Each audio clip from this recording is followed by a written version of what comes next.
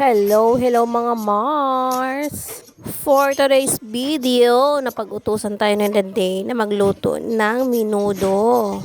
So ito na nga, pinag-uumpisan ko na gayatin at pagbalatan yung carrots at saka patatas dyan. Siyempre, inuna ko muna yung patatas. And then, saka yung carrot. At dito, nag-umpisa na ako magsalang ng kawali. Kaya nag-isa na ako ng sibuyas. Palabasin na natin aroma ng sibuyas. Unasi do kanto. At saka isunod na natin ang ating Lisa. bawang, syempre. Ayan, ating bawang. Gisa-gisa lang tayo muna.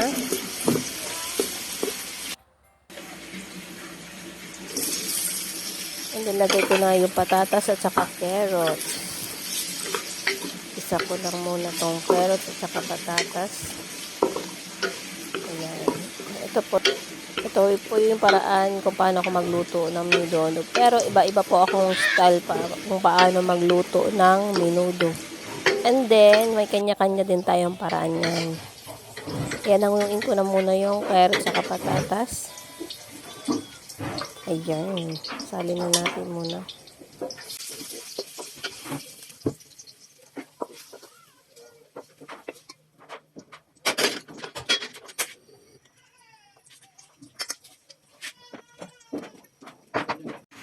Then, lagay na naman ako ng konting mantika dyan para naman dito sa atay ang ating gisahin din muna. Ayan. Gisahin din muna yung atay. Ayan, diba? Ewan ko bakit ganito yung style na naman ako pagluto. Minsan din ako nag-isa, diretso na yan.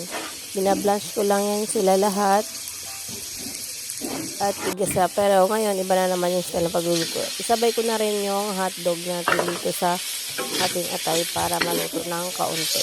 Ayan, mekos-mekos na rin natin yan para maluto ng kaunti. Mamaya, hindi na tayo magluto ng matagal.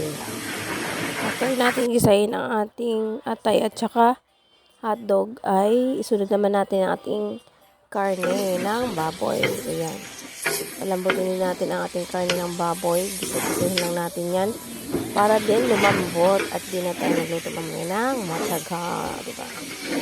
So, yan yung procedure ng aking pagluluto ngayon. For ginisang-gisa ko lang sila lahat. Ayan. Palambutin lang natin ang ating karne ng baboy. So, okay na yan ang karne ng ating baboy. Medyo malambot na siya. Iglagay na tayo dyan ng paminta, asin, at kung ano pa ang gusto nyong ilagay. Ayan. Yan, nilagay ko na rin. Yung carrots natin, tsaka patatas dyan. Ayan, tsaka yung atay, tsaka yung ating hotdog. Sinabay-sabay ko na yan sila lahat. At paghalu-haluin lang din natin yan sila. Ayan, paghalu-haluin lang natin yan. Pagkatapos nyan, lagay na natin ang ating sweet tomato sauce. Ayan, siguro kalahati lang ilalagay natin. And then, haluin na din natin yan. Then, halo-halo lang tayo dyan. At nakikita nyo naman ang may bata dito sa lababo. Habang ako ay nagluluto ay nilagay ko muna si Polly dito sa lababo kasi nga papaliguan ko siya. So, gustong magpakarga kaya doon na lang sa lababo ko nilagay. So, ito yung na mga Mars. So, tapos na ating pagluluto. Ang huling ingredients natin nilagay ang ating cheese. Yun. Yun ang papasarap sa ating minudo. Siyempre, ang ating cheese.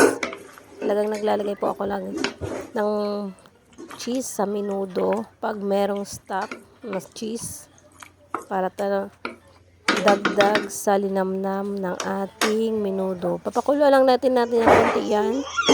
Asayin lang natin ng konti yung sabaw. Ayan. At ready to eat na yan mga mare, mga pare.